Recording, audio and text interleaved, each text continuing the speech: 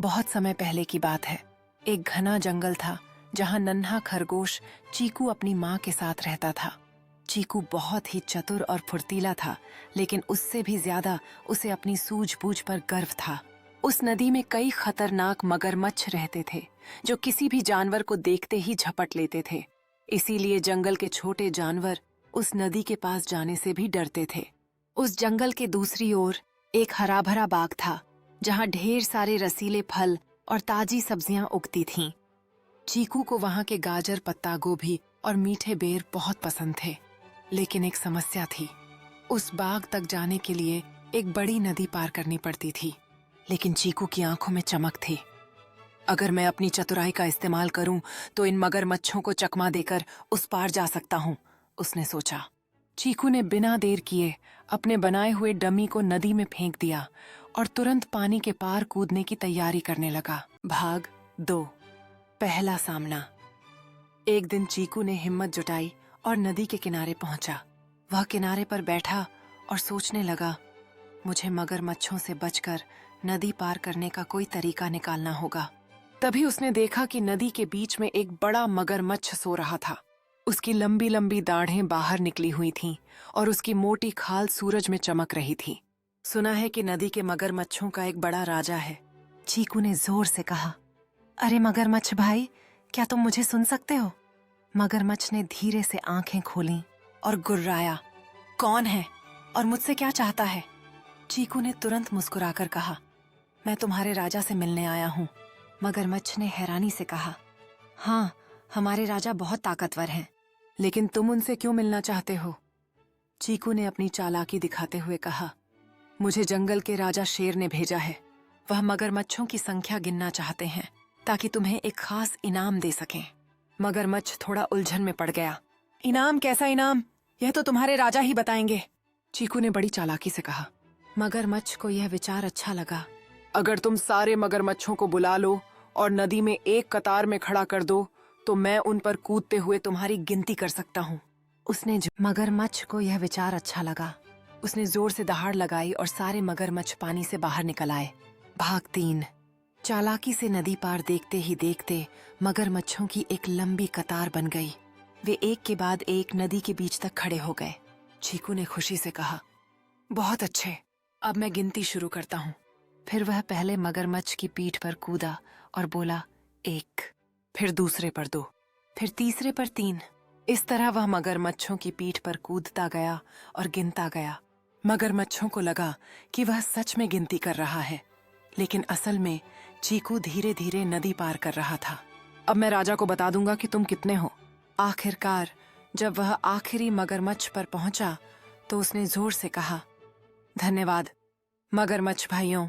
यह कहकर वह फुर्ती से किनारे पर कूदा और जंगल के दूसरी ओर भाग गया। उनका राजा गुस्से से गरजा, यह खरगोश हमें बेवकूफ बनाकर भाग गया।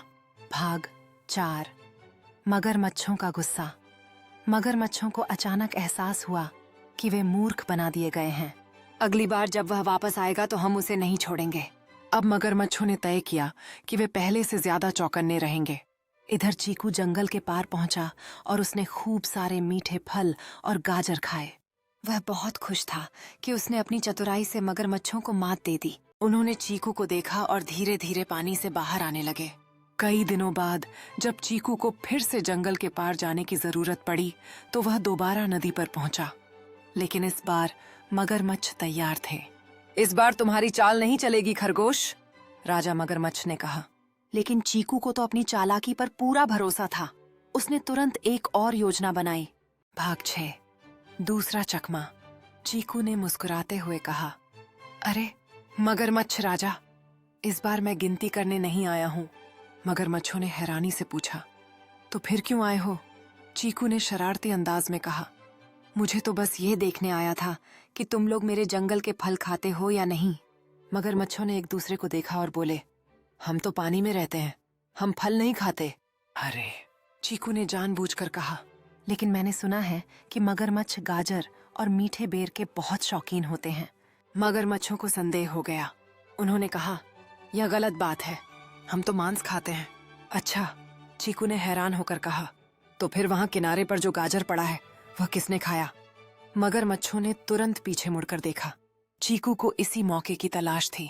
जैसे ही मगरमच्छों ने किनारे की ओर देखा, चीकू तेजी से छलांग लगाकर नदी के पत्थरों पर कूदता हुआ दूसरी ओर पहुंच गया। वे गुस्से में थे, लेकिन उन्होंने मान लिया कि यह छोटा खरगोश वाकई बहुत चतुर था। भाग 7, दोस्ती की जीत। अब मगरमच्छों को पूरी तरह समझ आ गया कि चीकू को बेवकूफ बनाना नामुमकिन है। इस खरगोश से जीतना आसान नहीं होगा, राजा मगरमच्छ ने बुदबुदाया। उन्हें खाने के लिए मछलियां नहीं मिल रही थीं, लेकिन कुछ दिनों बाद जब गर्मी बहुत बढ़ गई और नदी का पानी कम होने लगा, तो मगरमच्छों को मुश्किल हुई।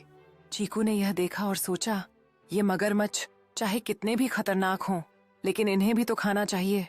उसने जंगल के दूसरे जानवरों से कहा, अगर हम सब मिलकर मगरमच्छों की मदद करें और उनके लिए खाना लाएं, तो शायद वे हमारे दोस्त बन जाएं। सभी जानवरों ने उसकी बात मानी और वे झील से कुछ छोटी मछलियां और फल लेकर मगरमच्छों को देने लगे। पहले तो मगरमच्छों को विश्वास नहीं हुआ, लेकिन धीरे धीरे वे समझ गए कि दोस्ती दुश्मनी से बेहतर होती है। अब मगरमच्छों और जंगल के छोटे जानवरों में दोस्ती हो गई। अब कोई भी जानवर डरकर नदी पार नहीं करता था, क्योंकि मगरमच्छ खुद उनकी मदद करते थे। सिर्फ चतुराई ही नहीं, बल्कि दयालुता भी एक गया। आया निष्कर्ष चतुराई और दयालुता की जीत। इस तरह चीकू न केवल अपनी चतुराई से मगरमच्छों को मात देता रहा, बल्कि अपनी दयालुता से उन्हें दोस्त भी बना लिया।